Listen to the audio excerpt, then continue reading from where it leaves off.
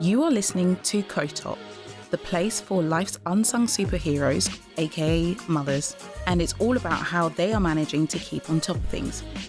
We showcase and celebrate the realities of motherhood from the lenses of everyday women like you and me.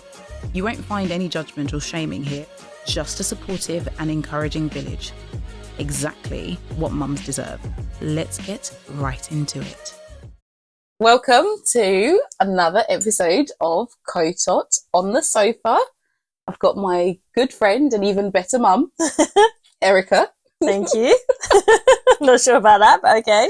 So just as a disclaimer to everybody who's going to listen to this, we're going to be giggling throughout the entire show today. Yeah. We've got wine as well because that's our thing. That is actually our thing. Better. We work better with wine. Yep. So I've said this to you before and I said it to you earlier. I think you are one of the most grounded mums and women I know. Thank you. And you inspire me. So I thought you would be literally... It's very sweet though, thank you. You would be like, honestly, such a fantastic person to have on the podcast. So like people can hear from you, hear how you manage to keep on top of things, how you ace motherhood because you do it. Not sure about that, mate, but okay. You honestly are fantastic. I learn from you all the time. Oh my God. So before we go, all I've said is like your name is Erica, but nobody knows anything about you. So you want to share a little bit about who Erica is? Sure. Who her kids are? I'm laughing. I've already started crying. Yes, my name's Erica. I am 46 years old, so nearly 47. Started my mum journey when I was 30. So, and you know, imagine the little girl at home, sort of with the Barbies and the Kens and sort of the dream house and planning their wedding and, you know, the perfect dress and all of that. And then think of the total fucking opposite. That was me. Basically. But you still had the looks. Oh, you're stunning. But yeah. Kind of like a Barbie. Definitely didn't have the boobs, but yeah. So, I know. So yeah, just literally grew up, you know, sort of not interested in any of that stuff at all. Almost repelled it. But then, yeah, at 30, found out I was pregnant. It was a little bit of a surprise. But obviously embraced it. Yeah. And so now I have a beautiful 16-year-old, Ethan. And then lots of other stuff happened. And then at 40, had another little surprise, although I was married at that point. So, you know, it wasn't so much of a surprise. And then, yeah, have a 6-year-old Edward. Yeah, so 10 years apart. Yeah. Not quite sure what I was thinking there, but, you know, didn't change it. The best boys. They are the best boys. They are. I think so, but I'm obviously biased. I'm not biased, and they are the best boys. They are. And Eli cool. As well. Oh my God. Chuck him in there. I would literally adopt him if I could. And Esme, of course. But, you know, I'm definitely a boy mum. But yeah. Yeah, you are a boy mum. I'm a boy mum. So Ethan's now 16. He is. And he's learning to drive. Not Has yet. he started yet? No, he's not allowed to learn until he's 17. We thought it was 16. I thought it was 16 that you could learn to drive. Yeah, we got it wrong. I did too. I thought you could start taking your lessons, but apparently no, it's 17. Really? So, yeah. So he's already saving. I know, gutted. No. Probably quite happy about it though, to be fair. Do you know what he told me the other day? Yeah. He literally said, Mum, can you accelerate and brake at the same time?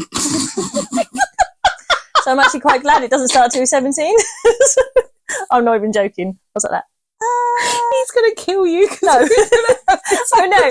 And then he turned around and went, when I passed my test, can I drive your car? Fuck no. He was genuinely shocked. Why?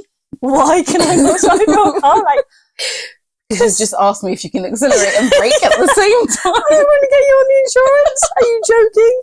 On Ethan, he is probably one of the most responsible 16-year-old boys I've ever seen.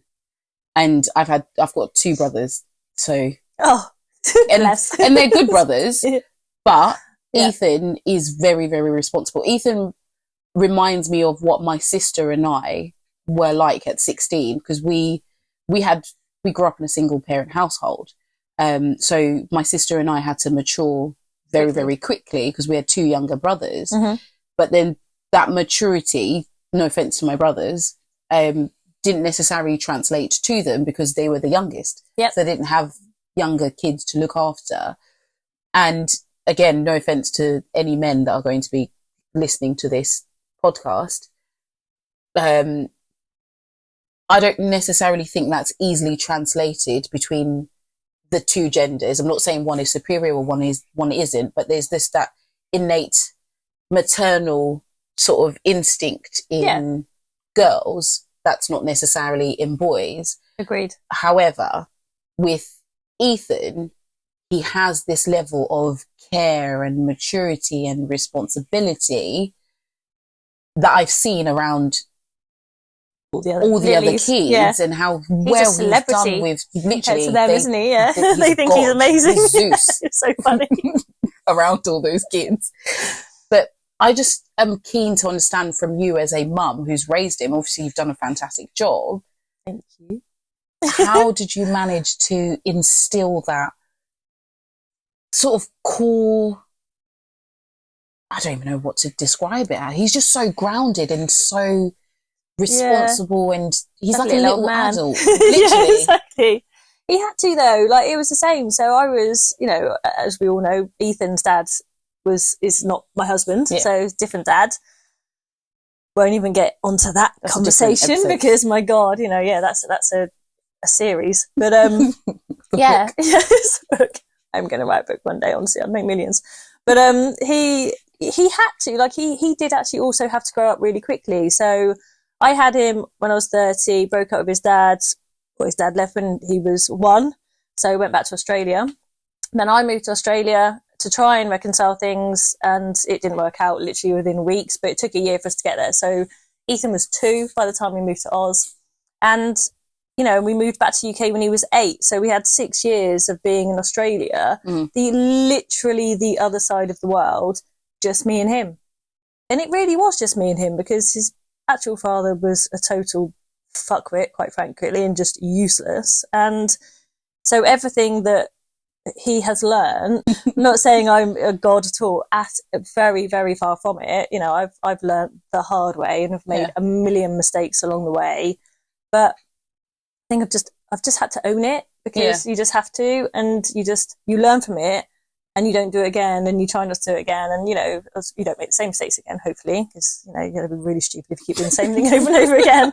But you make different mistakes, but you just sort of, as long, he was always the focus. Like, he is, and Edward now, obviously, they are the number one priority, and nothing else comes into that. Not even Pat, bless him, my husband, like, literally, and he knows this.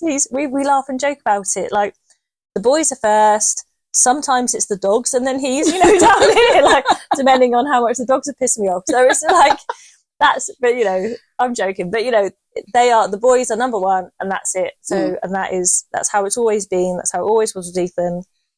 He knew that, I think, and he knew no matter what, that he was always safe. I mean, they don't necessarily understand that from 2, 3, 4, 5. Do you know what I mean? But I don't know how to explain it.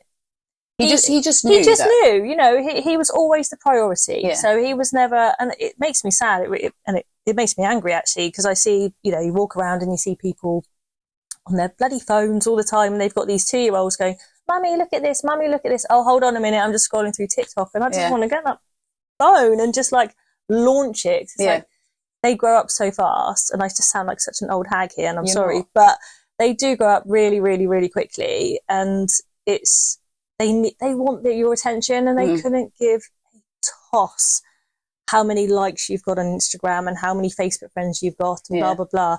They just want you. And I think because it was just us, and I had friends, I had very good friends in Australia, and, and had a very, very difficult career, and it was an awful time at the same time as being the best time. Yeah. Like, it's, again, that's another series, the whole Australia shebangs. But, shenanigans. But, yeah, it was just always him. He came first, no matter what, and that's still something that he knows. And even when he's older now, I've had a million conversations and drummed it into him that, if he phones me when he's known, I've had these conversations since he was like 10, 11, 12, whatever. I don't care what's happened. If he is off his tits drunk, or like he's ended up in Manchester, or, you know, is whatever. I don't care what's happened. I will come and get him. There'll be no questions asked. There'll be no judgment. Yeah, I'll kill him the next day. Don't get me wrong. But in the moment, he knows he can call me and I will be there, and I will get him and I will get his friends. And, you know, because he confides in me. He tells me about his friends as well, and sort of, and complains about how their parents are too hard on them or whatever, and they're not allowed out, or they're not allowed to do this. And it's just like, hey, doesn't matter. I'll be there. I'll be there no matter what. And that's the rules. Were you raised in that way where because in all of that, Ethan is grounded. Yeah. Fact. He knows that he's safe and secure with you. But he also knows who's the boss. Oh, well, yeah. That's the other thing as well. Oh, yeah. Yeah. There's no... When I say no, there's no. Yeah. He doesn't argue about, which is why I say, like, when I look at him, when I talk about him being grounded and he knows he's safe, he's so respectful. Yeah. Not just to you. He's respectful to us, like me as your friend. Yeah, because he knows you'd be dead. Yeah. Especially with me, I'll pull him up.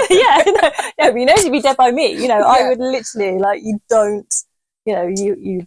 Is that how you were raised, in terms of that's just that level of respect? Although you've got your freedom, there's boundaries within that freedom, and then there's a level of unspoken respect. Absolutely.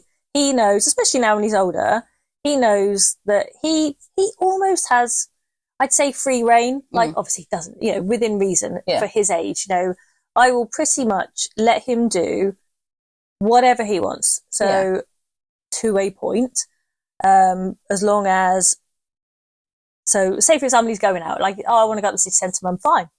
No, I don't need you to text me every 5 minutes, tell me where you are. I don't care. I can see on my phone where he is anyway, so that doesn't matter. But regardless, you know, that's the deal. Like, that phone is my phone. I pay for the phone, it's my phone. So, and at any point, this is, again, it's another deal, and I rarely have to do it. I turn around and say, give me the phone. He hands it over. There are no questions. He hands it over. I know the passcode. I can look through whatever I want, but I don't feel that I need to. I rarely feel that I need to. Like, if there's some stuff going on at school, sometimes I probably, you know, hear the older year mums, I mean, you know, I'll sort of like have a little look, or if he's being an absolute arsehole, then I'll sort of like get hold of it, because that's the thing that punishes him the most. Like, he doesn't want to like lose his phone. But you know, that's the rules, and it's always has been. And the same, he'll go out to the city centre, and I'm like, fine, as long as you let me know where you want me to pick you up and what time you're going to sort of be back, then go for it. You know, you're not going to, you know, you don't leave the vicinity. You know, you don't leave your friends. You know, I've instilled in him that, you know, you're all together, you have to look after each other. So, and I think, did I grow up in that same sort of situation? Probably not as much freedom, but I was the only girl. I had a much, much older brother who was 8 years older than me, and a younger brother that's 18 months younger than me. So obviously, you know, my parents were a different generation. Yeah. But I think they were quite grounded, to be fair. I knew that, you know, my parents were the boss as well. So there was, you know, what they said was what happened. I didn't question it. I probably did. Like, I pushed the boundaries, I have to say. You know, I tried to do that's your character, though. Yeah, you know, I was like, oh yeah, I'm staying over at my friend's house, and, you know, and then the next thing I'm off to a party, and bloody half an hour later my mum turns up, and I'm like, how the fuck did you find me? Like, you know, I don't know how she did it. She did it every time, so I don't know why I bothered trying to do it, but she always caught me. It was like, you know, she must have had a tracker, because you didn't have smartphones. Not in that age. Like, we talking this a long time ago, mate. Like, you Not know, really. 30 odd years. Yeah, but TikTok and like Instagram's only like what, 10 years, 15 years old now? It's not that long. She wasn't finding me through any smart stuff, I can tell you that. I don't know how she did it, but she did. And, you know, and that was fine, and I'd be grounded. But on the flip side, when I was a little bit older, and because we moved to Milton Keynes when I was 15, and I started sort of going out with my friends, you know, like 16, 17, because I could, you know, I'd get on the bloody bus for half and getting in flamingos, golden flamingos back in the day, for an over 18. So, and I would sort of, and I didn't have a phone, so I couldn't phone her. I didn't have a phone until I was 19, but she would come and pick us up, and she'd be like, right, I'm going to be in the car park at 2 a.m. Don't be late. Okay, fine. Obviously, I'd rock up at like 2:30. Yeah. You know, sorry, mum. I've gone out with a fiver. I'm hammered. God knows how, you know.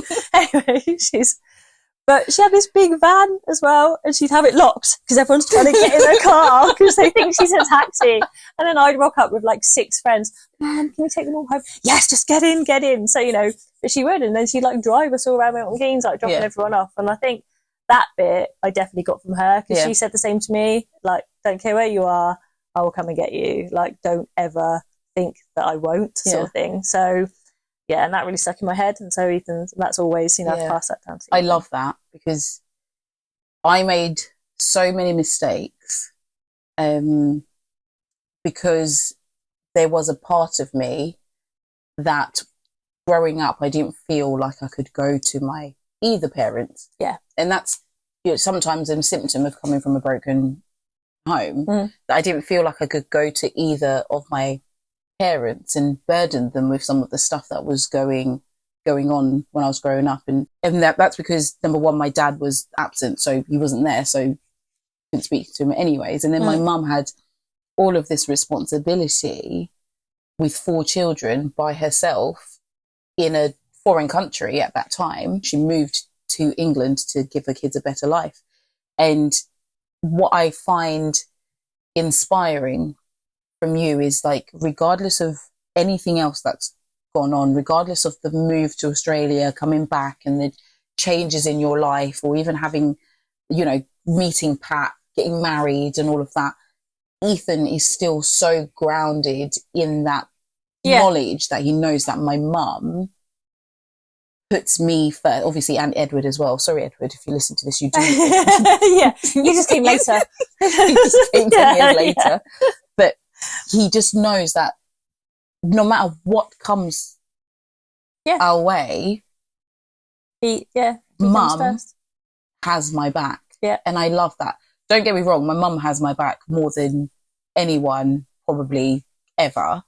And now that I'm older, I now see the error of my ways, because I used to look at things from a child's perspective and I was like, I didn't want to burden her, I didn't want to do this, I didn't want to do this. And now I'm older, I realise that she did everything for myself and my siblings. Like literally her whole life is centred around her kids. It got lost in translation, but with you and Ethan and Edward, obviously Edward is 6. He doesn't necessarily understand it yet. Yeah. But with Ethan, he understands that he didn't get lost in translation. Yeah. Is that something that, is it just regular conversations that you have with him, or have more adult conversations and not necessarily adult-child conversations, unless if you have to, because he's still, you know, you're his mum. Yeah. I mean, we've always been so close. So we've always had very honest conversations. And again, because he grew up very quickly, so he is older than his years, like he really is, because he sort of had to be.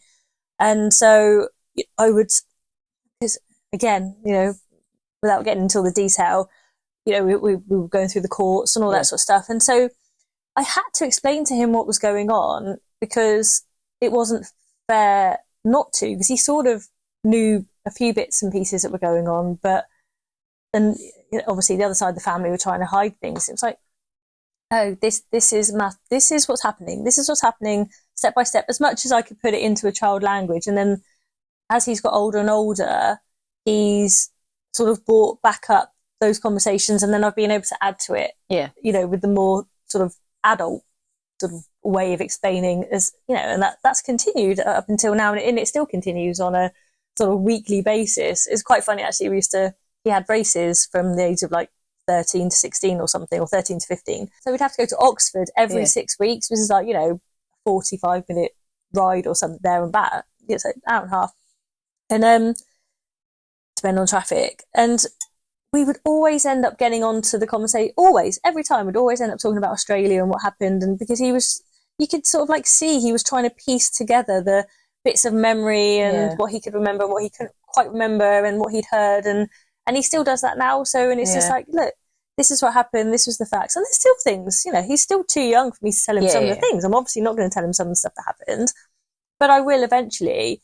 But I think just being always very honest up to how age much appropriate. Age appropriate, that's it, and matter of fact. And no, I'm just not going to bullshit you, mate. You might not hear like what I'm going to tell you actually, And that's also the same as when and don't get me wrong, he can be an absolute little dick, believe me, Jesus. And I will tell him, absolutely, because the sun does not shine out of his arse. Yeah. So it doesn't shine out of Edward's arse. They're brilliant and I love them to bits, but the kids, and they're arseholes sometimes, and they will know when they're being arseholes, and that's it. Yeah. Like, they will be told and it'll be dealt with. And there is no, oh, okay, you're grounded for a week. I don't know. End up doing the ground. Or I'll take your phone for 5 days. Take your phone. Oh, can I have it back after 1? No, it's 5 days. I told you it's 5. And if you ask me, every time you ask me, it's going to be another day. Yeah. Okay, fine.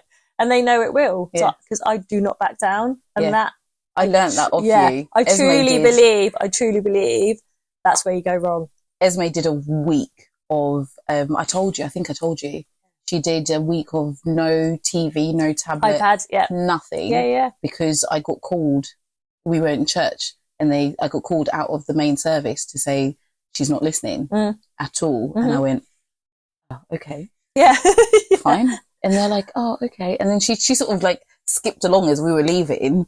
In my mind, I was like, wait until you get home. You're dead. You're dead. And then we got home, and I was just like, what you did was unacceptable.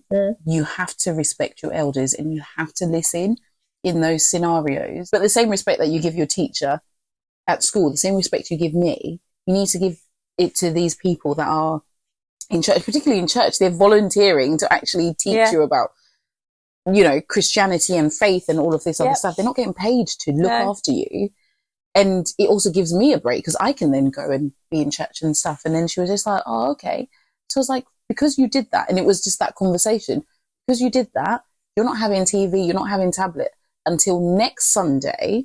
If you behave in church and I get good report, then you can start watching TV and tablet and everything. And she was like, she initially was just like, oh, okay.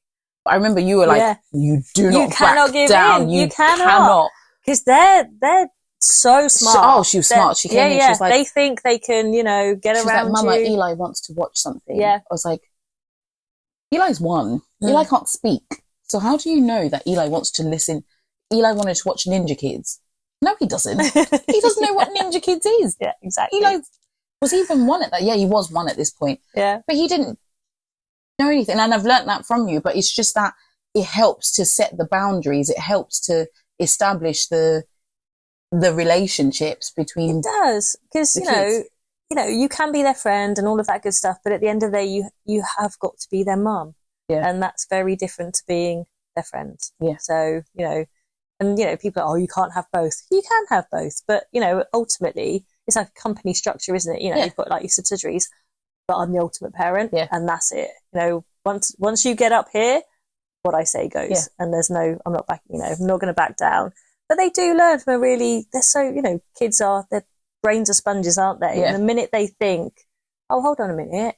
Okay, you said I couldn't have my phone for 2 days, but actually you gave it to me after a day because I nagged you and you gave in and blah, blah, blah. Oh, so next time I'm in trouble. I know I'm going to get it back after the day, so it doesn't matter. Nag. Yeah, I'll just keep nagging. Yeah. And because it's easier. Yeah. It's so much easier to give in and give it back to them. It's actually harder, so much harder to stick to your guns because we're all busy. Geez, do we want to go, here you go, please have the iPad and shut up and go away and leave me alone so I can actually go to the toilet for 10 minutes. You know, of course we do. But then you're back to square one and you're screwed. Yeah. So. On the notion of being the amazing mum that you are, and I know you're going to be like, oh, blah, blah, blah, but yes, you are. One thing that I know about you, and I know we're talking about kids and sticking to your guns, you also are that way as Erica. So when it comes to us in our friendships or relationships outside of your children, you seem like you have your shit together. As in you, your yes is a yes and your no is a no. No bullshit. There's no in between.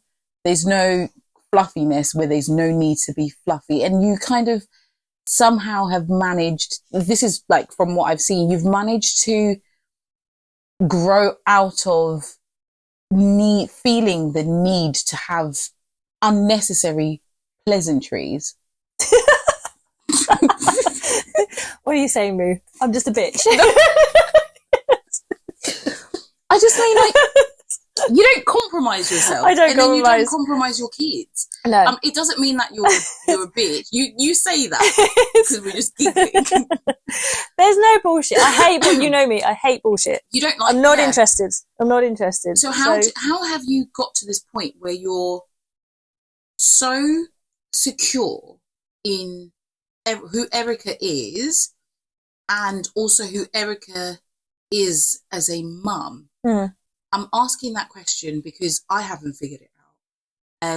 Well, you know, I've been a mum for 5 years now. I think you're a pretty bloody amazing mum, mate. So, but yeah, I've lost who I was, and I don't. Part of me thinks, have I lost it, or have I just grown and developed into another person? I think it's more so the latter. Yeah. It's just that where I am now is not what I pictured it to be or what I envisaged it to be. So I look at someone like you and I think, wow, you've got it all. You've managed to do what I'm trying to do. And how have you gone about finding that balance and being able to be Erica, being able to be mummy, and then being secure in that? Because you can be Erica and have fun and do your own adventures, and you've got your own business, and you still have a fantastic career. You've managed to be a career woman, Erica, mum, wife in there. Sorry, Pat. Occasionally. Keep forgetting this. Very low down. Very low down, poor Pat. But you do all of that and you've managed to remain so secure and comfortable in that. How do you do it? Yeah, but that has come over a long time. So if you'd have, like I was saying to you earlier, you'd have met me at, 31, 32 when I first had Ethan, whatever they are, whoever they are. He won. Yeah, he won. Yeah, he won me too. I was a very different person. Jesus, my God, if you'd have met me in Australia, we would still have been friends. Oh my God, like that's absolutely never. Yeah, we are just souls, just work. But very different person. But I was going through shit. I mean, Jesus Christ. I think I've basically, again, like swift through 15 years, basically, sort of end up going through a load of absolute shit. Like, because I was in a very high-powered job, single mum, going through absolute awful time with my ex, fighting to leave Australia because I wasn't allowed to leave Australia, so court cases, all sorts of stuff, hitting rock bottom, drinking a lot of wine. Shit, no, I mean, I might as well just had it as an intravenous drip. And then coming back here to the UK, I mean, that was sort of like a massive hump. Getting back to the UK, it was like, oh, fuck, I'm still alive. Okay, right, let's reset, sort of thing. So, and then have managed to, then met Pat and then got married. And that's been a lovely, I mean, Jesus Christ pisses me off, as you well know, but, any husband all husbands do. Love you, but Jesus Christ. But, that's been a much less bumpy path than having Edward and all that good stuff. And having him at 40 was like not easy either, but way easier than sort of I haven't been by myself, even though I sort of am by myself quite a lot of the time because my husband works away and all that good stuff. Yeah. But yeah, I think just going through those years, that 6 years of basic hell, honestly, hell on earth, that was I survived it, I guess, like it literally was rock bottom. And then to be able to come out of that, I think you just sort of get to the point where you think, you know what, couldn't give a shit about that because it doesn't matter because I've done all of this, all of that shit over there doesn't even compare to this like little shit that's going on here. So, don't care. So, what keeps you going? What kept you going through all of that? Ethan. 100%. Yeah, 100%. So I actually remember, and I wasn't really going to talk about this, but I would just like a little smidgen. So I had to go through because I was going through a massive court case, relocation court case. So you have to have a psychologist report. It's the rules. It's an Australian rule. Can't even get into court without going to a child psychologist. And so Ethan had to go, I had to go, Norbert had to go, blah, blah. And I remember the psychologist turning around to me and saying at one point, I was allowed to leave the country. Ethan wasn't. So, and I remember the psychologist, and it was a test, obviously, for the time. I'm like, well, why don't you want to go home to the UK, so why don't you just go? I'm like, what are you talking about? Hang on. Like, I'm a mum. Yeah. Like, what kind of question is that? What do you mean I'm going to leave my kids? No, but it was a test. Like, he wanted to see my reaction. And I'm like, in what world would I leave? Like, literally, I would die for that child, But, that was what he wanted to hear, obviously. But it was like that stuck in my mind. It really did stick in my mind. It was like, who the hell? Like, who would leave their kids? No, I said, and I can't remember my exact. I mean, I've got it all in a full report.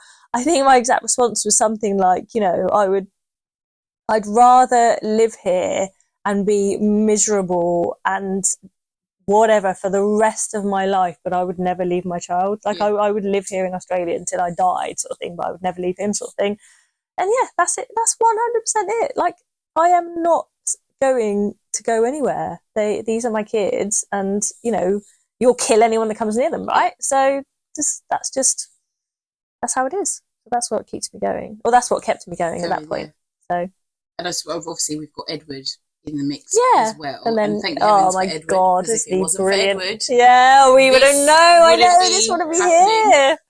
So amazing. I just love that, because mum guilt comes into play, and I don't think there's any mother on the planet who has never felt mum guilt. Yeah, those play with me, mummy. I can't. I need to do I've got to do the dinner. I've got to do this. Oh, yeah, and every day. Particularly when in that situation you were working, you're also trying to do mum and then do life in terms of complicated life.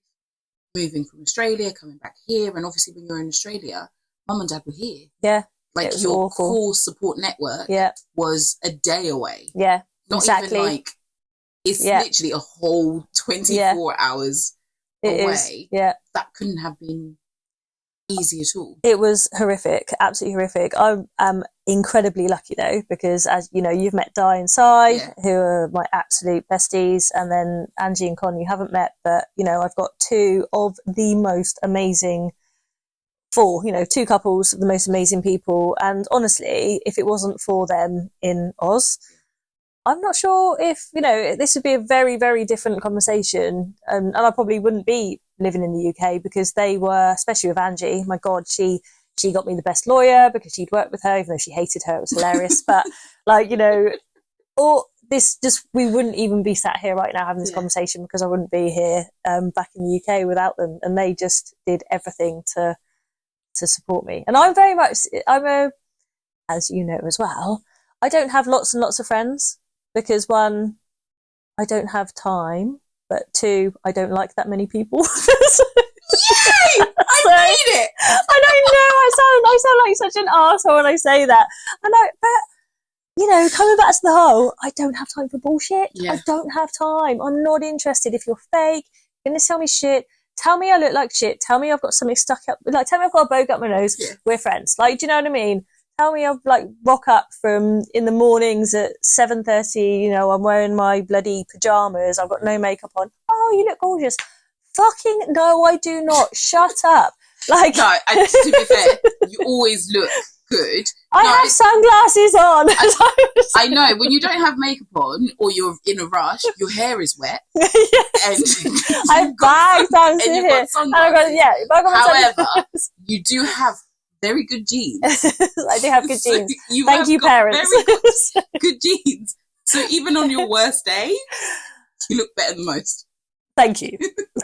I'll take it. But still, do you know what I mean? Yeah. It's like, you want the honesty. You don't want the fakery, and I can't handle it. I can't handle it, which is why I can't handle a lot of the Instagram, TikTok, blah blah blah, because that's not reality, you know. And I feel sorry for our children actually a little bit growing up in that their world. That is their life, and that worries me. And that is going to be an even harder job for me, I think. Like Ethan, he's fine. Yeah. Like he gets it. He's already, you know, an arsehole like me. He goes, oh my God, that's such bullshit, blah, blah. And that, his exact words. And that's fine. Edward, you know, it's going to take a little bit more because he is going to be in that for the next 10 years. So that's his reality in his world.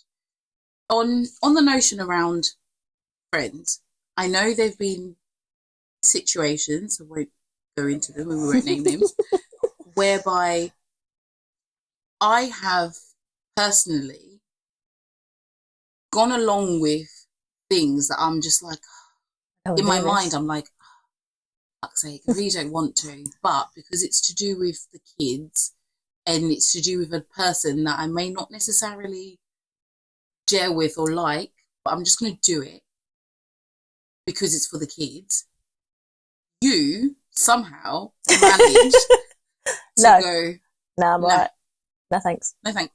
No thank you, I'm fine. You circumvent all of those situations with so much ease and such grace. How?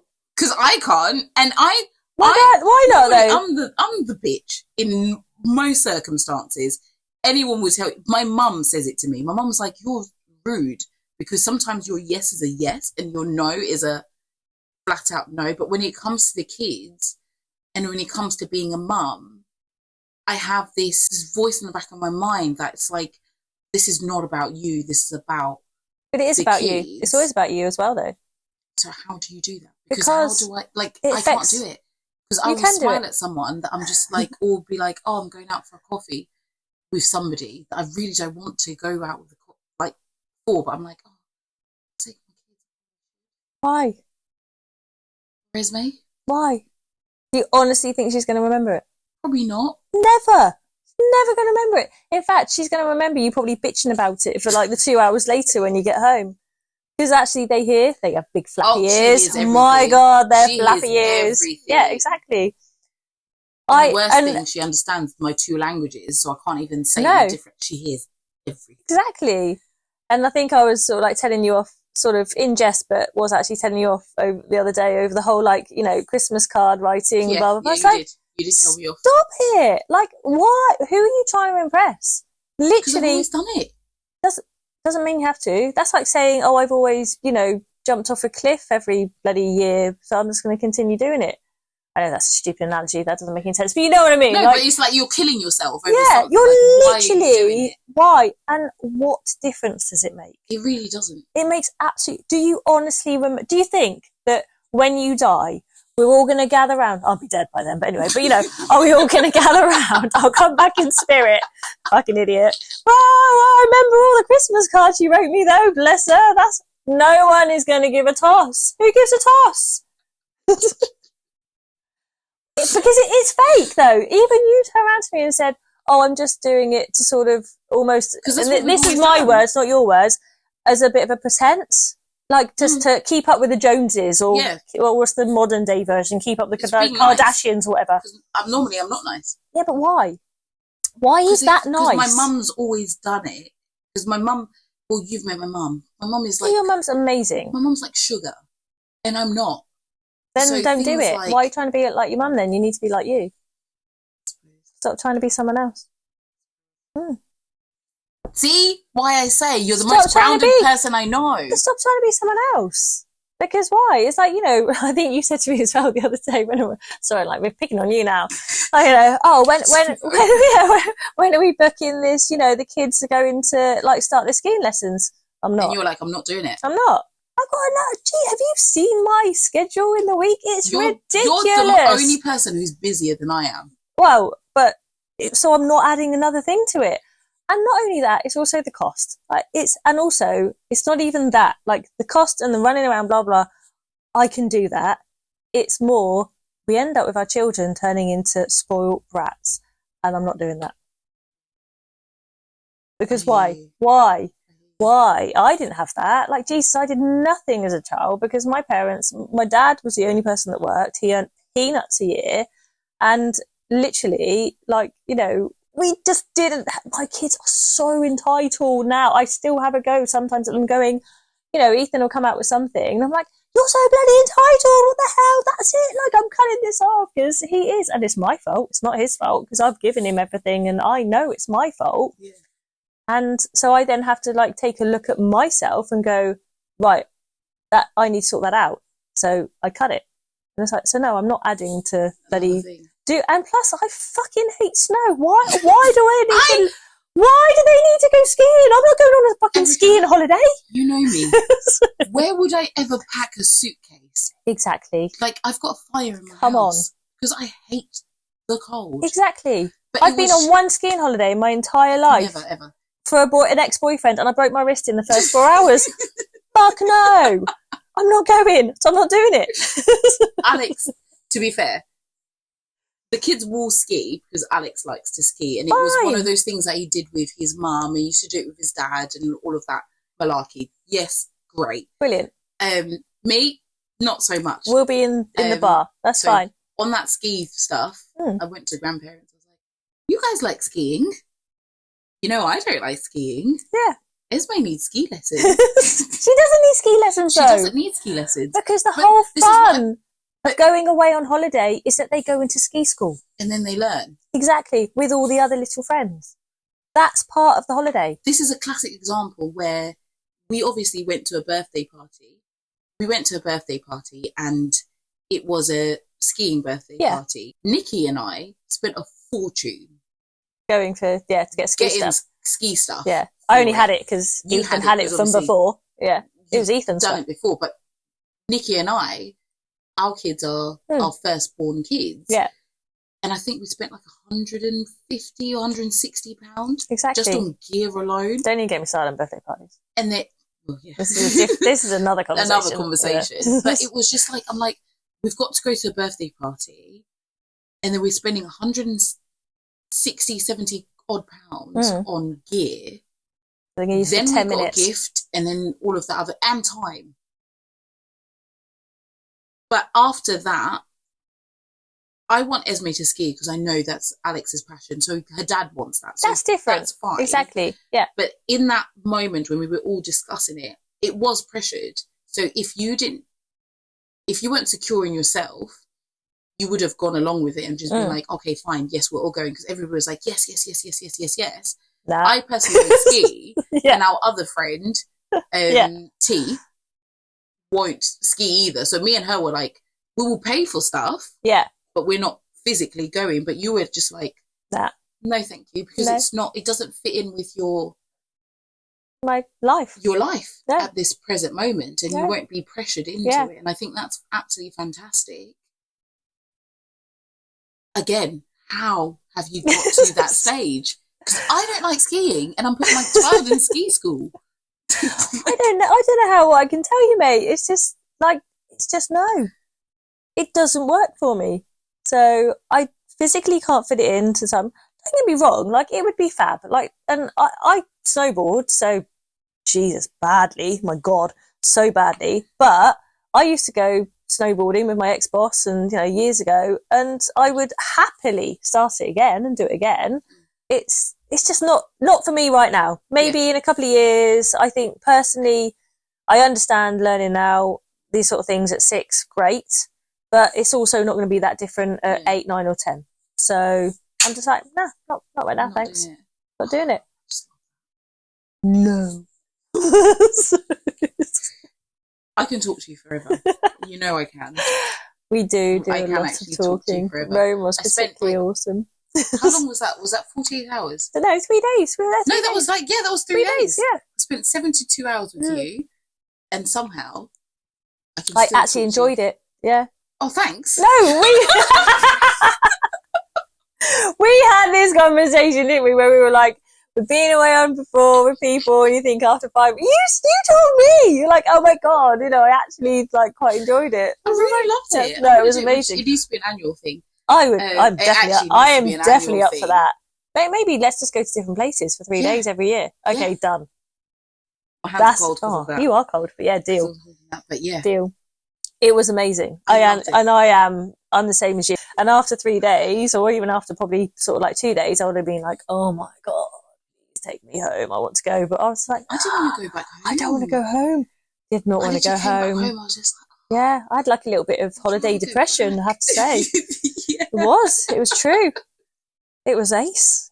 I can't stop talking about it. I think even Pat's bored of hearing about it. What one thing do you do that helps you to keep on top of things? I am a master list maker. I'm not joking. I literally have a list, a daily list.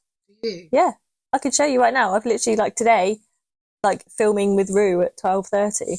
So I have to, especially as well over the past sort of like couple of years, I've started to go through like perimenopause and all that sort of stuff, which like talk about baby brain. It is back to fucking baby brain. It is the worst thing in the world. No, you can't be. I forgot people's names. Oh, your name. Well, ask me again in 12 years, and we'll have this conversation. So yeah, I was in total denial with all this whole menopause. I didn't know anything about it, to be honest. And then it literally like smacks you around the face like a wet fish. It was ridiculous. But yeah, but I've always been a list. I like an Excel spreadsheet. I'm a geeky accountant. I like a list. So yeah, but it's list. So everything's in the diary. If it's not in the diary, it's not happening, basically. The minute something comes through, so like a letter from the school or something like that, it's straight in. Like there's no like compromise. Once I've read it, it goes in the diary. Yeah. Otherwise, it's not going to happen, basically. And then, so I sound like such a geek, but on almost like a sort of daily basis, I have a rolling like list on my phone, like Monday, Tuesday, Wednesday, Friday. What am I doing? Rue, blah blah, lunch, etc. And I'll just update it as I go, because once I've got, so today, Wednesday, once I've done Wednesday, I can then go and update Wednesday for next week. Like I could delete it all out and put it in. And I know that sounds so pathetic, but it literally is the only way I can live. Well, with an amount of emails you get from the school. I've had 10 today because I've got 2 boys there. So. Oh my gosh, have we had emails from the school? Well, it's that stupid app thing that they're now like bloody doing. Oh, I did see that. They were like, the head teacher, I can't say her name. Yeah. If she put something in there as well, it's constant. It's constant. But at least it's better than when it was actual physical emails, because then that was just crazy. Insane. I used to have to sit down and actually put literally time aside to go, right, I need to sit down and go through school admin. All the admin of the school. And work it. So I've only recently, relatively recently, not been working full time. So, I've worked my entire life with both boys full time. So I don't know how. I don't know how I even had the time to do that, because I feel now I'm just doing school admin. If there was one thing that you could, or one piece of advice that you could give to a fellow mum, what would that be? Stop caring what other people think. Said and done. It is easier said than done, but everything that I've said today, it doesn't matter what other people think. Like, don't get me wrong, I'm talking about, obviously friends, family, close friends and family, if they are proper friends and, and family that you like, because obviously some of us don't like some of our family, me included, everyone. So, and you value, you have to have those close friends and family that you value their opinion. That's who you need to be listening to.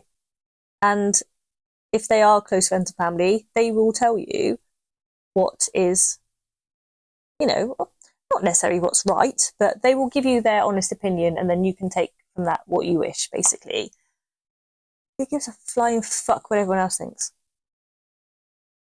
That's my bit of advice. Just what difference does it make? Like if, Tina down the road sort of says, oh, I don't like your trousers. Some people get upset about that shit. Who gives a shit? I don't care what you think about me. The only time I care about something is if it has a link or an impact on my child. Yep. That's the only time I care. Like, anyone in my family will tell you. If it's putting my child in danger, then it's a complete no. That's a danger zone. Protecting my kids, 100%. Agreed. That no question. It's more so the nuances of the playground, and trying not to be a person that would render my kids not being able to have certain friends, because it has happened for me where there's certain kids that my kids don't play with because I don't like their parents, and I don't like what their parents stand for. Yeah. And I don't want to limit my child because of my behavior type thing. So that makes me care, and then makes me behave in a certain way because I want my child to be liked. Which is your advice, be like, don't care what other people think. I don't care what other people think. I mean, I will always, with Ed, I mean, Ethan's, he's his own person, so I can't really sort of like talk about him. But with Edward, he's, you know what he's like. He's quite soft. He'll come to me, tells me everything, such grass, but it's brilliant, you know. But he always does it from the, oh my God, I'm so sad, like so-and-so wouldn't blame me, blah, blah. I'm like, well, go and play with someone else then. Like, who cares? Go and play with someone else. And that's, I think, I will start instilling that in him. Sort of like, well, it doesn't matter, does it? Like, you know, if he doesn't want to play with you, mate, then there are plenty of other people who want to play with you, so go and play with them. Like, no one cares. So don't worry about it. And if they're being, you know, a little shit, then go and play with someone else. So, and I don't know, it's just, they're so young, though. It's hard. And it just, I just want to wrap them up in cotton wool and protect them. But then at the same time, it's also, I will also then go, oh, just get over it. Who cares? Just, you know, stop being a baby. You know, so just, you've heard me. Like, stop bloody dibby-dobbing. Like, just go away. So it's just like finding that sort of balance as to when, and again, depending on which child it is, to go, oh, just stop it. Stop being so silly. Or, oh, okay, we'll just stay away from them then because we know they're little shits. So, you know, like, whichever. We do know which one's a little shits, and you know, we're just helping them navigate that path in our way. Yeah. But honestly, that was amazing. Oh, bless you. Absolutely that was fun. Amazing. Thank you. You're very welcome. Give me a hug. Love you. Love you. You are honestly a fantastic mum. Thank you. I learned from you, and I'm pretty sure everybody else listening will learn from you as well, because being a mum is not easy, and having people around you that you can learn from, that you can share stories with, share experiences with, and just be relatable. I just think that is what life is all about, and that is what motherhood is all about. So thank you so much. You will be back. Oh, I hope so. Because everything that we've discussed, there's like so it's not long enough for it's not long enough at all. But thank you. You're so very much, welcome. and thank you. I love you too, babes. Thank you.